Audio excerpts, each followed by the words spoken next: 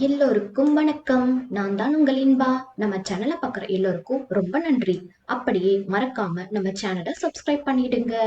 போன பகுதியில அனுமன் கும்பகர்ணன் இருக்கும் அரண்மனையை பார்த்துட்டு அங்கிருந்து வெளியே வந்துட்டாரு. அதுக்கப்புறம் அவரு மத்த இடத்தையெல்லாம் பார்த்துட்டு வராரு.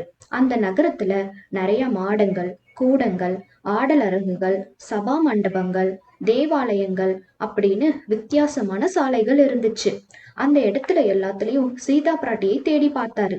அதுக்கப்புறம் விபீடனன் அரண்மனைக்கு போனாரு. அங்கு பவள மல்லிகை பந்தல் கீழே விபீடனன் படுத்திருந்தான். அவன் தோற்றத்தை பார்த்த ஆஞ்சநேயன், இந்த அரக்கர் உலகத்துல இப்படியும் ஒரு சாந்தமானவனா என்று ஆச்சரியம் அடைந்தாராம். இவனுக்கு நல்ல நற்குணங்களும் நீதிமானாகவும் தான் இவன் இருப்பான் அப்படின்னு உணர்ந்தாராம். அங்க இருந்த போது நிறைய மாளிகைகளை பார்த்து கொண்டே வந்த அனுமன் இந்திரஜித்தின் அரண்மனையை பார்த்தாராம். அங்கு அந்த அரக்கர்குல பாக்கியசாலிகள் அனுபவிக்கும் அளவற்ற ஐஸ்வர்யங்களை பார்த்து ரொம்ப ஆச்சரியம் அடைந்தாராம் அனுமன். அந்த அரண்மனையின் வாயிற்புறத்தே அரக்கர்கள் காவல் நின்னுட்டு இருந்தாங்களாம். அவங்க யாருக்கும் தெரியாம உள்ளே போனாராம் அனுமன். அங்கு நிறைய பெண்களும் ஏவல் புரிந்து கொண்டிருந்தாங்களாம். அவங்களுக்கு இடையில எந்த கவலையும் இல்லாம ஆழ்ந்த நித்திரையில இருந்தாராம் இந்திரஜித். இவனுடைய அழகும் திரண்ட தோளும் பார்த்து இவன் ஒரு பெரு வீரனாதான் இருப்பான் அப்படின்னு அனுமன் முடிவு செஞ்சாரு. இவனை சார்ந்திருக்கும் ராவணன் கொஞ்சம் கூட அச்சம் இல்லாம இருக்கலாம்.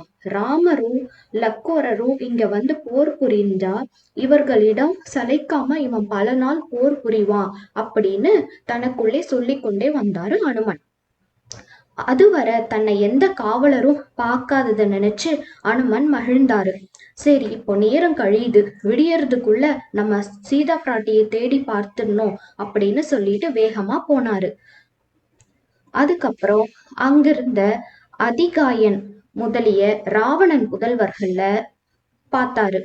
மந்திரி பிரதானிதிகள், படைத்தலைவர்கள் அவங்களுடைய மாளிகையும் நுழைந்து பார்த்தாரு. எங்குமே சீதா பிராட்டியை காணும். அதுக்கப்புறம் அந்நகரில் இருக்க 2வது அகழியையும் அதனை சார்ந்து உயர்ந்திருந்த மதிலையும் கண்டு ரொம்ப திகைத்தாரு. உடனே ராமரை துதித்தவாறு ரொம்ப வேகமா ஏறி போய் குதிச்சாரு அந்த மதில் மேல. அங்கிருந்து பல தெருக்களை கடந்து போனாரு. அரசர் மாளிகைகள் சென்று ஆராய்ஞ்சாரு. இறுதியா ராவணனது அரண்மனையை சுற்றிய 3வது அகழியினையும் மதிலையும் தாண்டி உள்ளே போனாரு. அங்க அந்த புறத்து வாசலை காக்கும் கோரமான ராட்சசிகளும் இருந்தாங்க. சில ராட்சசிகள் சூளம், கத்தி முதலிய ஆயுதங்களை வச்சு நின்னுட்டு இருந்தாங்க. அங்க பல ராட்சசிய சைனங்களும் அணிவகுத்து நின்றிருந்தன.